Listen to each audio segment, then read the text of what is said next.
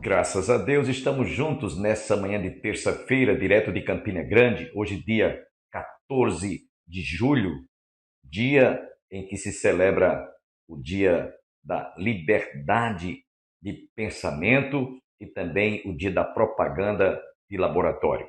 Quantas vezes estamos no consultório médico e vemos aqueles representantes adentrarem no consultório para levar lançamentos medicamentosos que vão levar os médicos a prescrever aquela medicação para você que está enfermo. Parabenizamos, portanto, a todos os representantes de laboratório. Dentro de instantes, você terá a oportunidade de ouvir a irmã Irama trazendo a primeira parte de uma mensagem ministrada durante o Encontro das Déboras. Você também ainda ouvirá, a partir de hoje, um bloco lançado pelo nosso irmão, colega pastor Robson, especialmente convidado para falar sobre curiosidades bíblicas. Você vai aprender bastante. Ele hoje estará trazendo uma parte de uma visita em que esteve na Turquia, na Grécia, visitando o Areópago, inclusive. Você não pode perder. Você vai aprender bastante com o pastor Robson a partir deste programa. E eu quero, nesse instante, fazer uma breve oração e você ficará em seguida com o pastor Robson. Pai, obrigado por este dia, por esta oportunidade de estarmos juntos para meditarmos na tua palavra. Pedimos-te a tua bênção sobre cada internauta, sobre cada telespectador. Eu te agradeço por esse momento tão precioso, tão importante para nós ouvirmos e recebermos a tua palavra em nossos corações. Essa é a oração que nós te fazemos, em nome de Jesus. Amém. Quero deixá-los com o pastor Robson.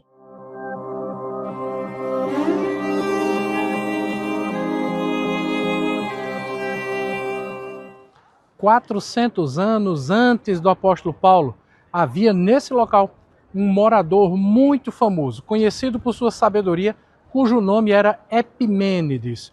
A história conta que uma praga assolou a região e os moradores ofereceram todo tipo de sacrifícios aos deuses que eram adorados na Acrópolis, mas a praga permaneceu. Logo, Epimênides foi convidado para trazer uma solução ou dar uma explicação. A história conta que Epimênides sugeriu o seguinte: existe um Deus que não é conhecido por vocês. Vocês estão fazendo ofertas e oferendas a essas divindades que estão aqui na Acrópolis, mas nós precisamos descobrir quem é esse Deus. Então vamos fazer um teste. Vamos pegar várias ovelhas, deixar essas ovelhas sem comer durante alguns dias e vamos soltá-las. E vamos observar o comportamento dessas ovelhas.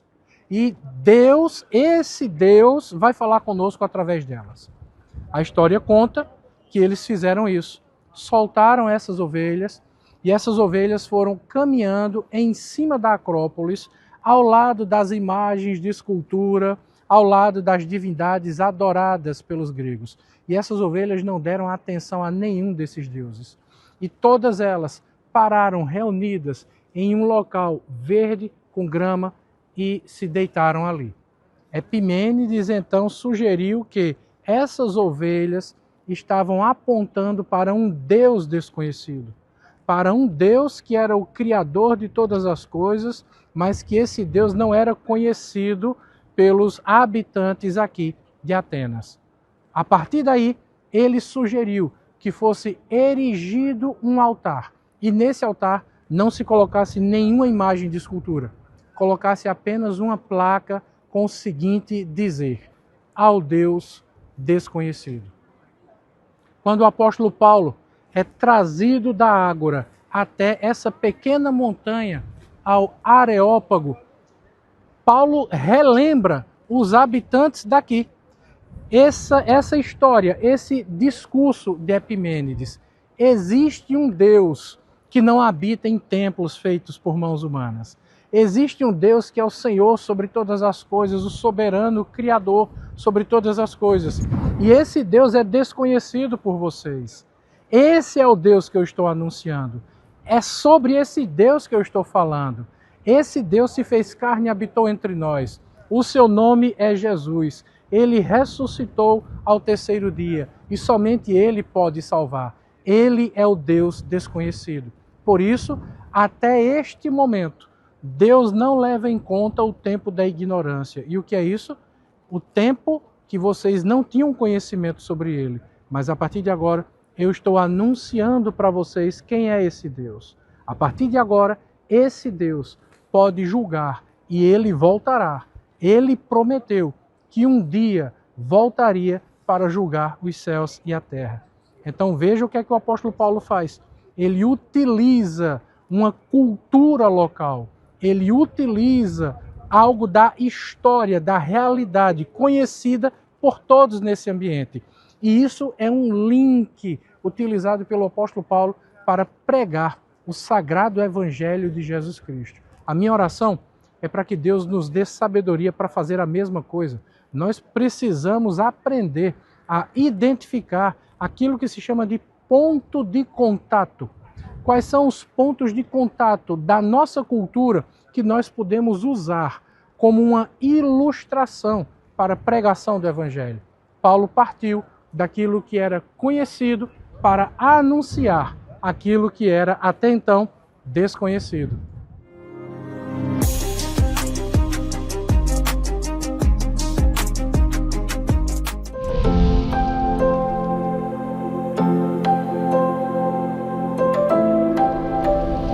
Salmo 31, 24.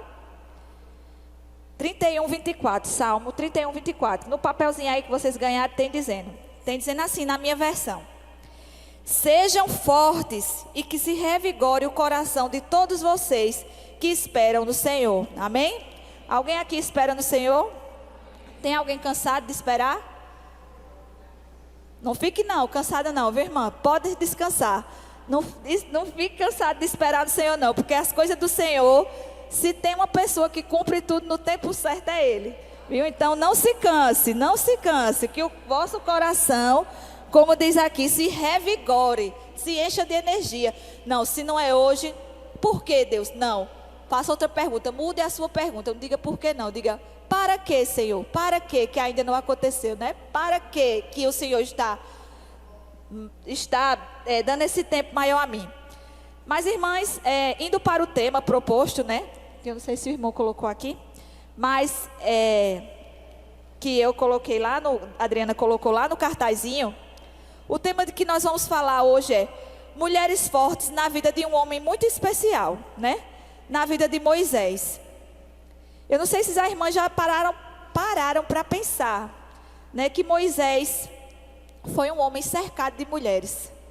As mulheres fizeram toda a diferença na vida de Moisés, desde o seu nascimento, né, até o seu casamento.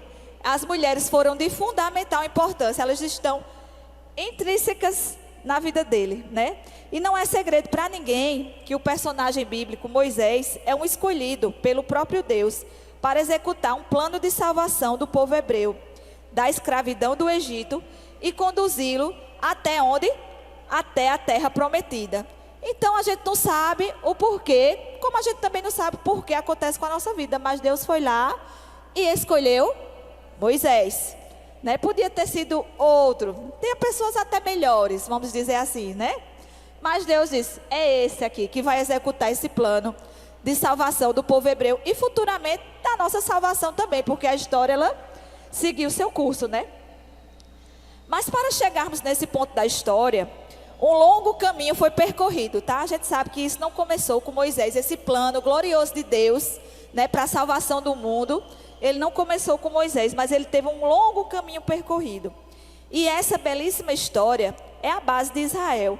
E começa lá em Ur dos Caldeus, na Mesopotâmia, com Abraão, Isaac, Jacó. Jacó, que como vocês sabem, é só um breve histórico para a gente se situar aqui.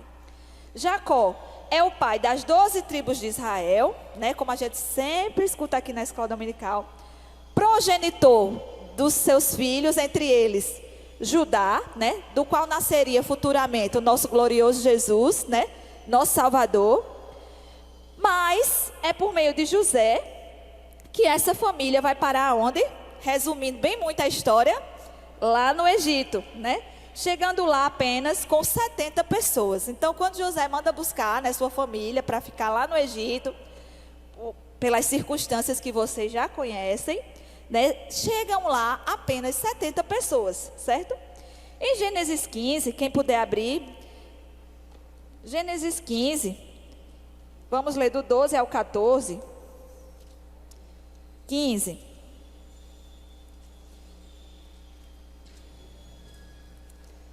Gênesis 15, do 12 ao 14.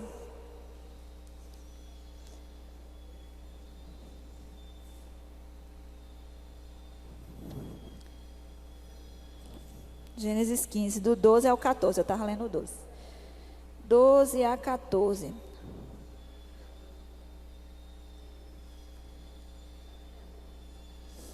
Diz assim: ao pôr do sol, um profundo sono caiu sobre Abraão, e grande pavor e densas trevas tomaram conta dele. Então o Senhor lhe disse: fique sabendo com certeza que a sua posteridade será peregrina em terra alheia, será reduzida à escravidão e será afligida durante 400 anos. Mas eu castigarei a nação que os escravizar. Depois eles sairão com muitas riquezas. Então aí Deus já tinha avisado a Abraão, né? Tudo que eles passariam naquela terra ali por 400 anos, né? Não propriamente com o próprio Abraão, né? Mas com o povo que iria, né, crescer até chegar no ápice do Egito. Então Deus já tinha avisado a Abraão que isso que aconteceria com o povo hebreu lá no Egito, né? Deus já tinha deixado avisado a Abraão que iria acontecer todo esse processo que eles passaram, né? Então, o tempo passou e aquela família que havia chegado ao Egito com apenas 70 pessoas, agora crescia sem limites, como tinha sido prometido a Abraão aqui, nesse texto que a gente acabou de ler. Até, né, que ocorre tudo aquilo lá que a gente já sabe, o Mar Vermelho e tal, e até que se levanta um novo rei, um novo faraó, que não conhecia José, nem os benefícios que José tinha trazido ao Egito, certo? Então, a família de Jacó tinha ido morar, né, como vocês já sabem, lá no Egito, tinham crescido muito, né, tinha passado 200 a 280 anos, e esse povo, José morreu, Jacó morreu, 200 a 280 anos depois. Aí o que é que aconteceu? O faraó não é como hoje, que a gente deixa história, a gente, né, era de boca a boca, mas 280 anos depois, quem era esse José? Ele não sabia da importância de José, dos benefícios, né, que aquele homem trouxe, né, porque aquele povo estava ali, ele não sabia a fundo, digamos assim. Então, num belo dia, ele começa a prestar atenção naquele povo ali que cresce, né? Cresce cada vez mais, está crescendo muito, até empatar o passado dos egípcios. Então, ele começa a ficar desesperado. Esse faraó novo não é o faraó daquele tempo, não. Aquele morreu faz tempo, né? Não é aquele que ajudou José, não. É outro, 280 anos depois. Então, ele começa a ficar o quê? Desesperado, né? Ele começa a inculcar, não tem? Quando o inimigo começa, né? Mas a colocar coisa na cabeça das pessoas para agir contra nós, né? E ali começou, né? Mas tudo era um plano de Deus, tá? Até as coisas ruins estão no controle do Senhor também. Mas começou, né? Ele fica encucado com aquele povo ali. E ele começa o quê? Se desesperar, né? Como é que esse povo está crescendo demais? Esse povo é muito. Esse povo vai passar da gente. Mas se esse povo inventa de se revoltar contra nós, a gente está perdido. Então o faraó nutre um medo em seu coração, né, que é esse, desse povo crescer e tomar o lugar deles, tomar o Egito. Então ele resolve tomar uma medida contra aquele povo que na sua cabeça era o quê? Ameaçador.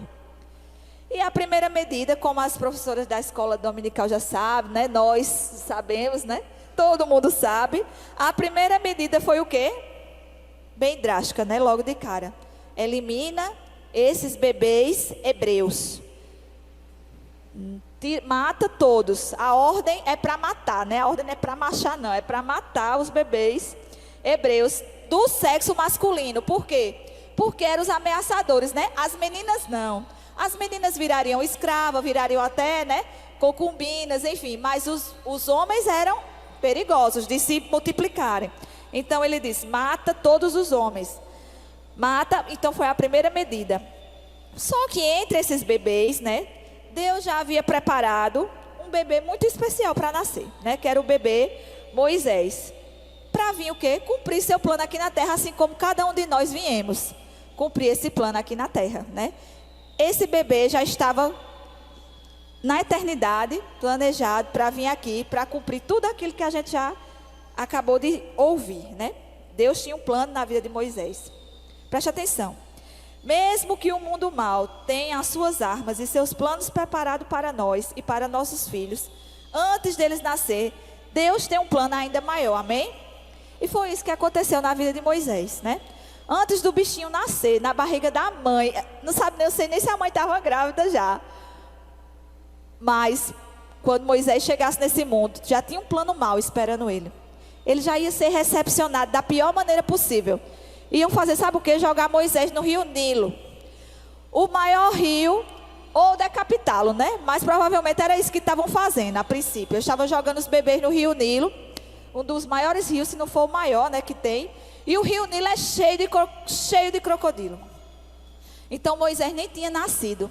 E um plano ruim já estava preparado contra a sua vida. E muitas vezes, né, ou se não em todas as vezes, antes da gente vir ao mundo, muitas coisas ruins já nos esperam, né? Principalmente as crianças que estão nascendo agora nesse tempo. Elas nem nasceram ainda, muitas ainda nem foram geradas. Mas quando elas chegar aqui nesse mundo, muita coisa ruim espera por elas.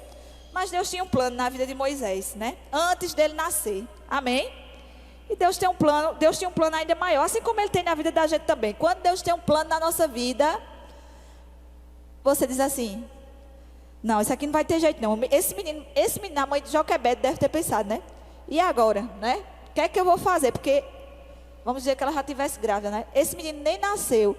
E eu já tenho essa preocupação, o tamanho do mundo, de pelo menos manter ele vivo 3 meses. Pelo menos eu tenho que manter esse menino vivo. O que é que eu vou fazer? Enfim, Moisés foi salvo de ser morto ainda no parto. O plano de Deus na vida de Moisés começa aí, né? Por quê? Porque já tinha um plano preparado contra a vida dele. Mas Moisés foi salvo de ser morto ainda no parto. Moisés foi salvo das águas. Moisés foi salvo de ser escravo. E Moisés também foi salvo de ter seus primeiros anos de vida doutrinado pela fé errada. Então, Moisés tinha um plano preparado do mal contra ele. Mas os planos de Deus para Moisés eram extraordinários.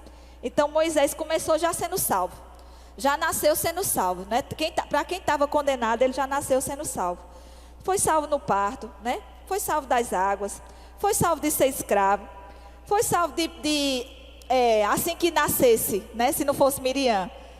E logo morar com a princesa e ter aquela educação egípcia e nem querer saber de hebreu.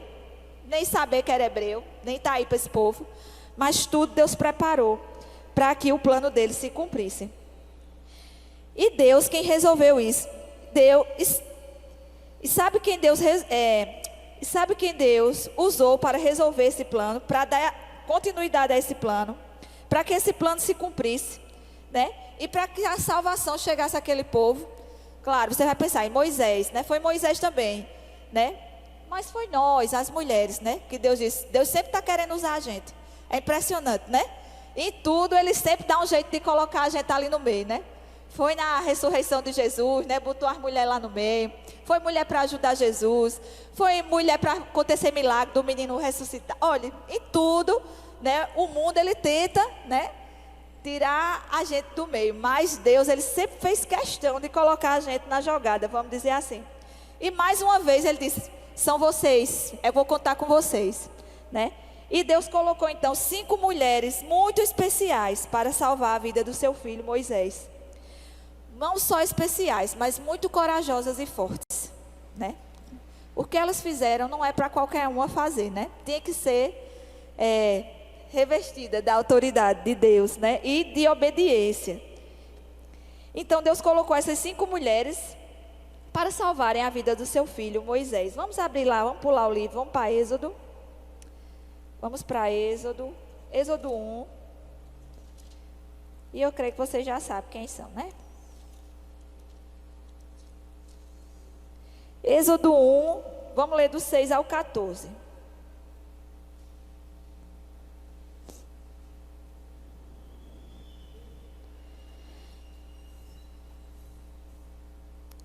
Êxodo 1, do 6 ao 14, diz assim: Com o tempo morreram José, todos os seus irmãos e toda aquela geração.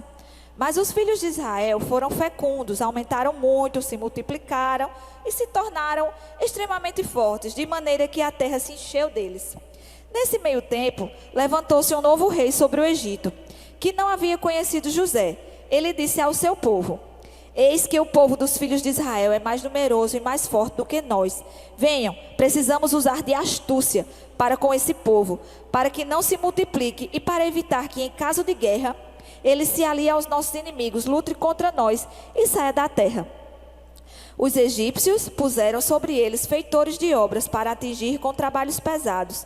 E assim os israelitas construíram para Faraó as cidades celeiros de Pitom e Ramsés. Mas quanto mais os afligiam, tanto mais se multiplicavam, e tanto mais se espalhavam, de maneira que os egípcios se aquietavam por causa dos filhos de Israel. Então os egípcios, com tirania, escravizaram os filhos de Israel, e lhes amargaram a vida dura da servidão.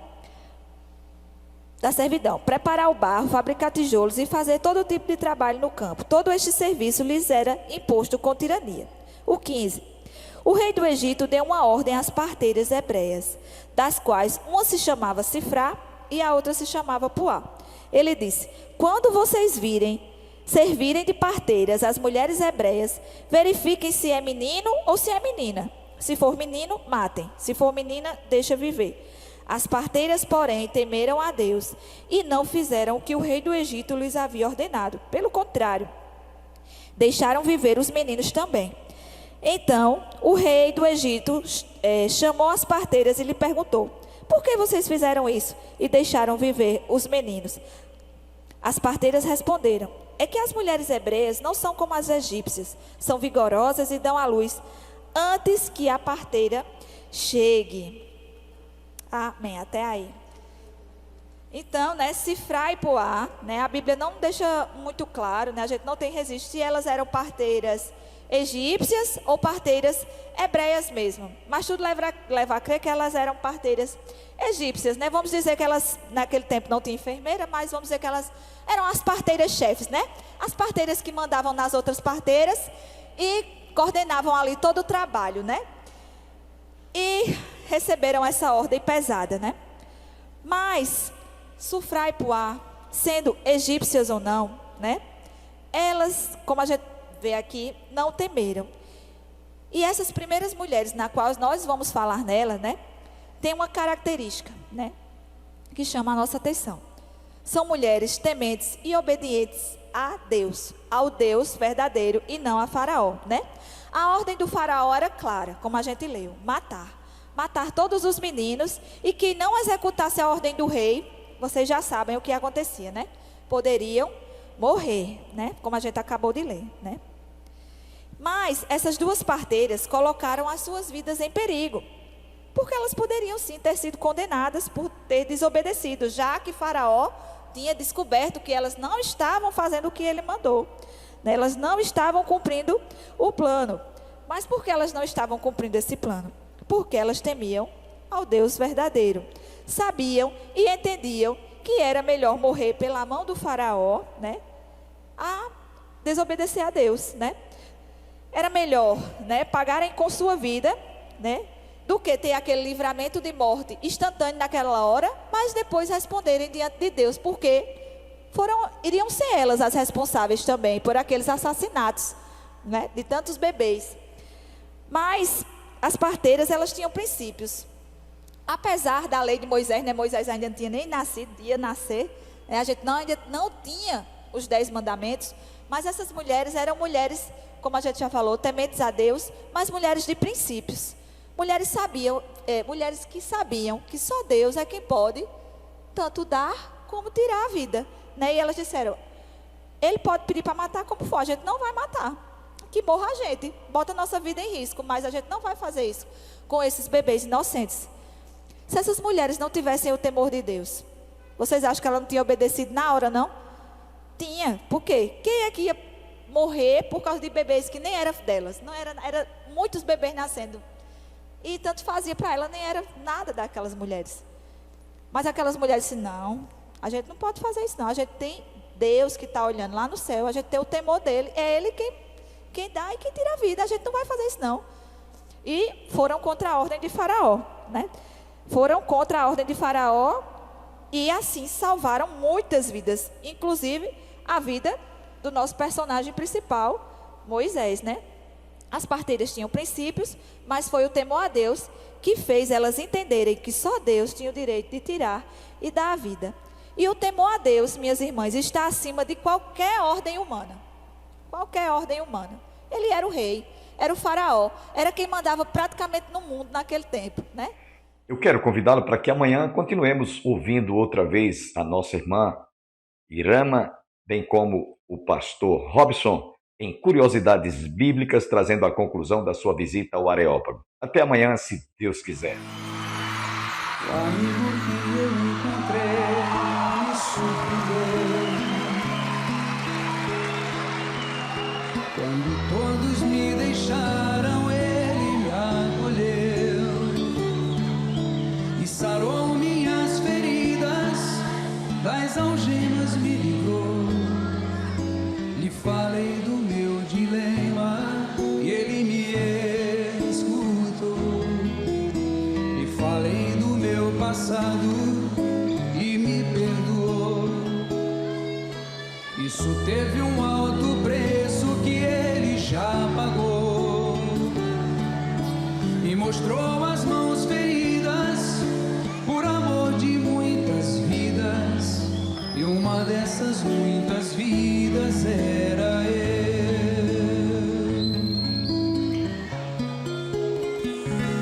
Quem nesse mundo amor tão grande pode ter, de entregar a própria vida sem temer? Quem já sentiu a dor de ser cravado em uma cruz, pagando pelos erros que não cometeu, e olhar nos olhos de quem tanto mal lhe fez, e sem ressentimento oferecer perdão? Quem pode ser melhor amigo que um Senhor, que pelo servo a própria vida renunciou? Quem pode ser melhor amigo que um Senhor, que pelo servo a própria vida renunciou? Lhe falei do meu passado e o preço